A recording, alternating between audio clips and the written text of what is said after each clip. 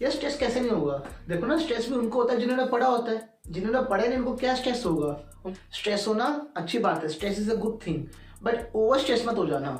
Over stress में आप हो जाओगे पैनिक, और स्ट्रेस हो रहा है, सर एंग्जाइटी हो रही है, सर टेंशन ये है कि पढ़ा तो है सारा, बट अगर वो पेपर में नहीं आया, कोई ऐसी चीज पूछ ली जो हमें नहीं आती होगी, फिर सर पिछले 6 महीने की मेहनत तो हमारी बेकार चली गई। सर अब रात को मुझे लगता है नींद भी नहीं आएगी अच्छे से, मुझे उस चीज़ की टेंशन हो रही है, कल ऐसा हो गया तो सर वैसा हो गया तो सर स्ट्रेस हो रहा है, सर ओवर स्ट्रेस हो रहा है, सर ये चीज़ हो रही है, सर फलाना ढिंकाना। ये सारी चीज़ें जो आपके साथ हो रही है ना, ये मैंने भी एक्सपीरियंस की हैं। तो एज अ बड़ा भाई आपको एक चीज़ समझा रहा हूँ, ध्यान से समझना। इस वीडियो में हर चीज़ आपको A to Z बताऊंगा, और इन चीज़ों को देख लेना, आपको सब चीज़ें क्लियर हो जाएंगी।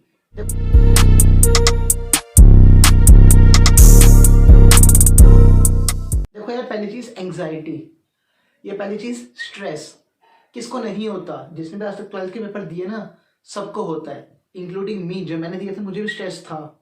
यार स्ट्रेस कैसे नहीं होगा? देखो ना, स्ट्रेस भी उनको होता है जिन्होंने पढ़ा होता है। जिन्होंने पढ़े नहीं उनको क्या स्ट्रेस होगा? उनको तो पता है भाई, हम क्या उखाड़ रहे हैं कि हमने कुछ पढ़े नहीं है। लेकिन जिन बच्चों ने मेहनत की है ना, उनसे जाके एक बार पूछो, पता चलेगा कि कितना मुश्किल है मेहनत करना, और डर लगता है कि पेपर में नहीं आया तो, है ना, ये चीज़ लगती है। बच्चे मैं एक ही चीज़ बोलूँगा, देखो इस टाइम पे अपना थोड़ा रिलैक्स हो जाओ। अब जो हो सकता है ना हो गया, और आपने जो पढ़ना था पढ़ लिया, और आपने जो पढ़ा ना बेटा, आपने सबसे ज़्यादा पढ़ा है, किसी दूसरे बच्चे से ज़्यादा आपने पढ़ा है, ये मेरी गारंटी है। ठीक है, एक चीज़ याद रखना बेटा, स्ट्रेस होना अच्छी बात है। फिर से बोल रहा हूँ मैं, स्ट्रेस होना अच्छी बात है, stress is a good thing, but over stress मत हो जाना। ओवर स्ट्रेस में आप हो जाओगे पैनिक, और पैनिक में क्या होगा, फिर आप पेपर में गलतियां करोगे, क्वेश्चन को सही से रीड नहीं करोगे। और आपका पहला पेपर कल जो है किसका है, वो इंग्लिश का पेपर है।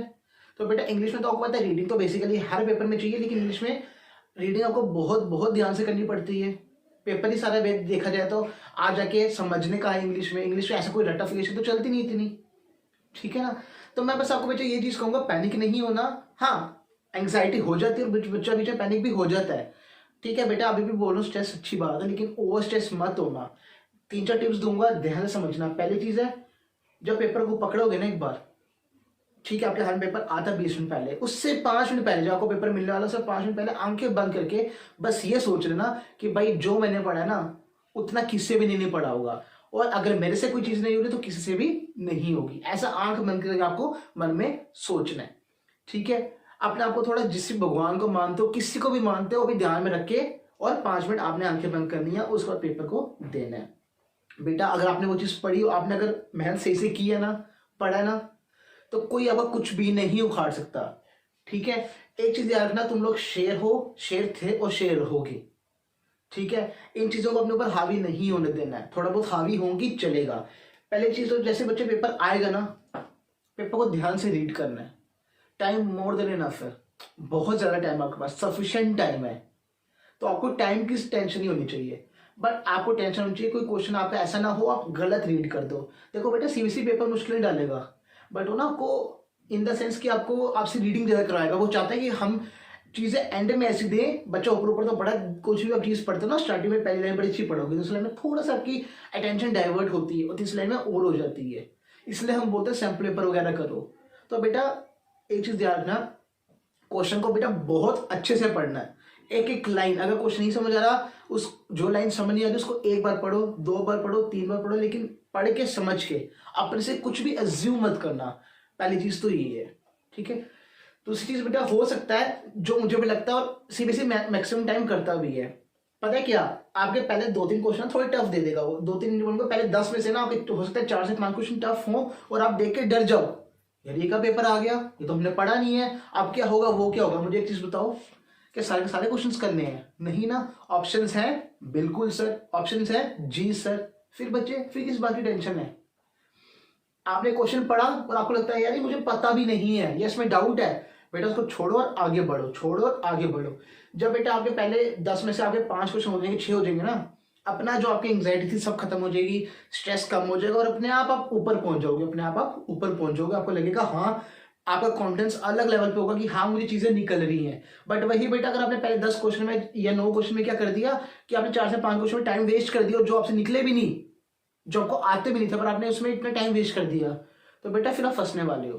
तो उस चीज का ध्यान रखना, पहले 10 क्वेश्चन होंगे, जो पहले 10 क्वेश्चन में मैक्सिमम चांसेस सीबीएसई ऐसा करेगी। तो बस क्वेश्चन को ध्यान से रीड करना है, नहीं आ रहा छोड़ो आगे बढ़ो, छोड़ो आगे बढ़ो। और ये चीज ध्यान रखना जब आप, क्योंकि स्टार्टिंग में होता है हमारे ऊपर प्रेशर होता है, ठीक है। अगर आपसे 2-3 क्वेश्चन जो आपसे नहीं निकल रहे हैं, अगर आपने एक बार पेपर खत्म कर दिया उसके बाद उस पर आओगे ना, तो बेटा 95% चांस है, 96% चांस है कि आपका वो क्वेश्चन निकलना दोबारा।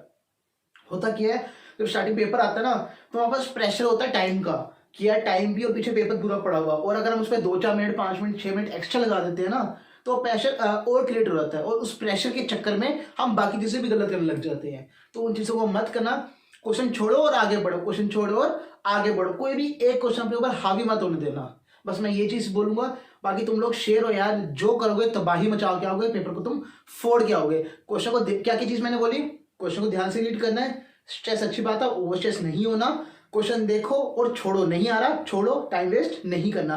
किसी क्वेश्चन में डाउट भी होता ना बेटा, 1 मिनट लगाओ, उससे ज्यादा मत लगाना, फिर अगर टाइम मिलेगा बाद में आके उस पर विजिट कर जाना। तो ये 4-5 चीजें आपको ध्यान रखनी पड़ेंगी। और यार एक चीज और बेटा, अगर आपसे नहीं ना हो रहा तो क्वेश्चन ही टफ है, अगर आपसे नहीं हो रहा तो वो क्वेश्चन ही टफ है, उसको छोड़ो आगे बढ़ो।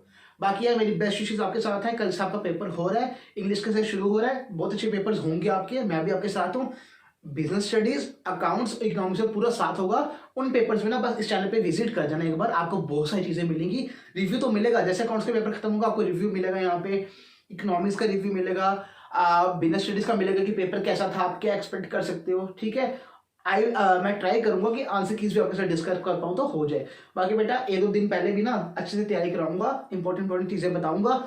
हर जैसे इकोनॉमिक्स का पेपर आएगा उससे पहले मैं आपको स्ट्रेटेजी बता दूंगा कि आपको एक दिन में कैसे पढ़ना है उन चीजों में, आपको कमेंट में बता दूंगा कि अभी 4 चीजों 4 दिन में आपको क्या करना है, ठीक है।